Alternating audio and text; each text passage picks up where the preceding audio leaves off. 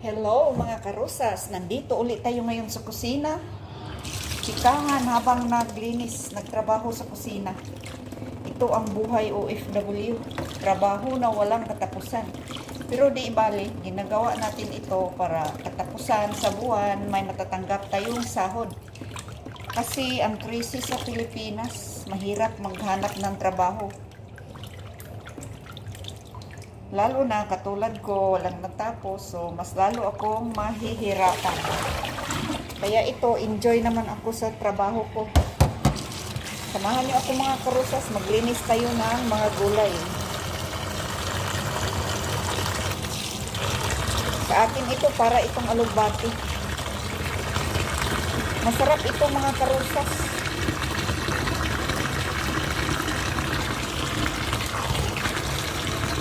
Samahan niyo ako. So, mabuti ang tubig ngayon, hindi na mainit. Aray, sorry. Ayan. Ang sarap nito. Lalo na pag magtinula ka ng isda. Tapos, pag off mo sa apoy, ilagay mo ito, tapos takpan. Tapos, maya konti kakain na medyo mainit pa. Ang bango. Parang alugbati. Ayan, pang-apat na hugas ko na ito mga karosas.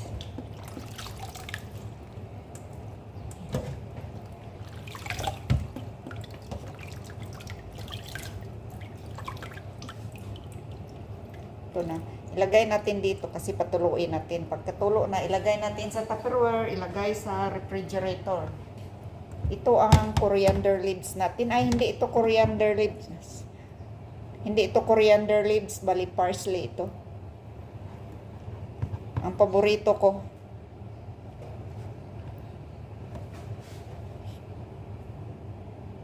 Taka may kamatis din tayo, malinis na ito. Tapos kung hinugasan, isama na rin natin ang green hot pepper. So kailangan hugasan tapos patuyuin. Pagkatapos pagkatuyo nito, ilagay rin sa Tupperware. So kailangan hugasan ng maayos kasi minsan may mga alikabok, hindi natin alam kung ano. Maraming humahawak nito pero bago naman ito, presko. Ayan, green pa.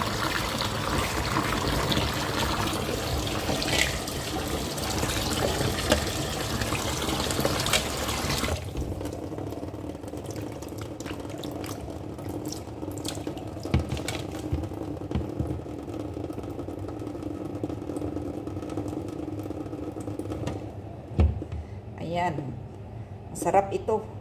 Kaso lang medium anghang pero minsan ang sarap kainin.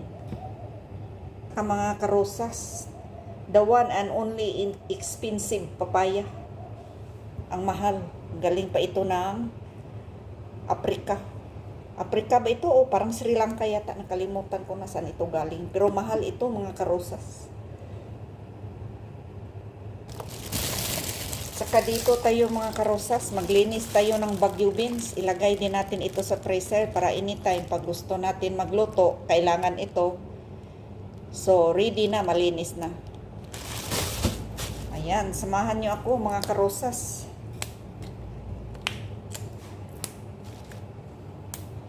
Kumusta na kayo mga kapwa ko OFW? Shout out sa inyong lahat. Lalo na pag nandito sa Middle East. Kumusta na kayo? Anong kinakain nyo? Siya nga pala, medyo malamig na. Maganda na ang weather. Ang sarap na maglakad. Hindi na sumakit yung ulo ko kasi minsan pag sobrang init kasi panaglinis ako sa labas. Ang sakit ng ulo ko. So ngayon, hindi na ako natakot. Ayan, ito na mga karosas.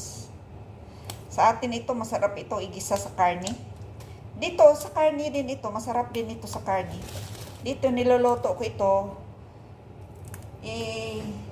Hinalo ko ito sa karne na may mga gulay. Ayan, shout out sa inyong lahat.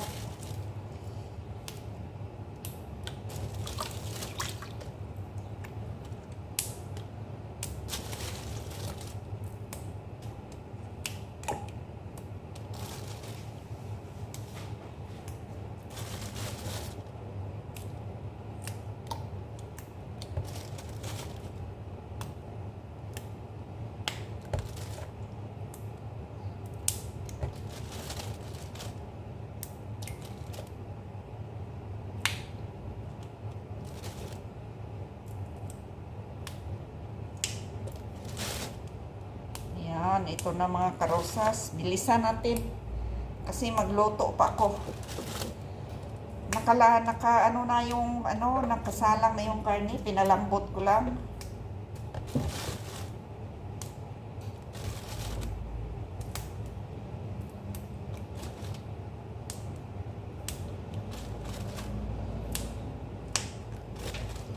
Dito, pasok na ang lamig. Sa Pilipinas, walang kabago-bago ang dito sa amin sa Mindanao, banda sa may Panabo City.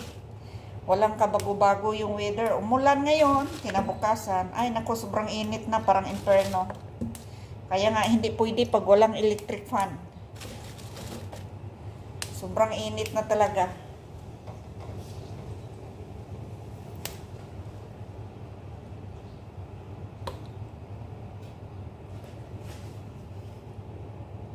At saka ito, naglinis tayo ng cucumber. Masarap ang cucumber ngayon, maliit.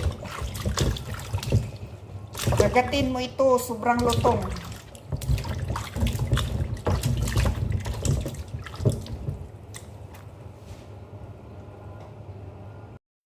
Ayan, tapos na tayo maglinis mga karosas. Mamaya, pigain natin ito. Hindi pigain, may spinner ako para matanggal ang mga tubig.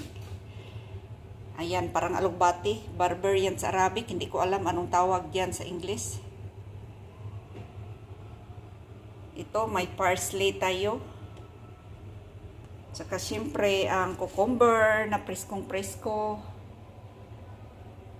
Tapos may kamatis. Tsaka ito ang Baguio beans. Dito sa kabila, ang malinis na green pepper. Preskong-presko. Green hot pepper ito mga karosas. Tsaka dito naman may bigas tayo na nakababad. Kailangan ito mga more than 30 minutes o 40 minutes para malambot. Gasa natin uli.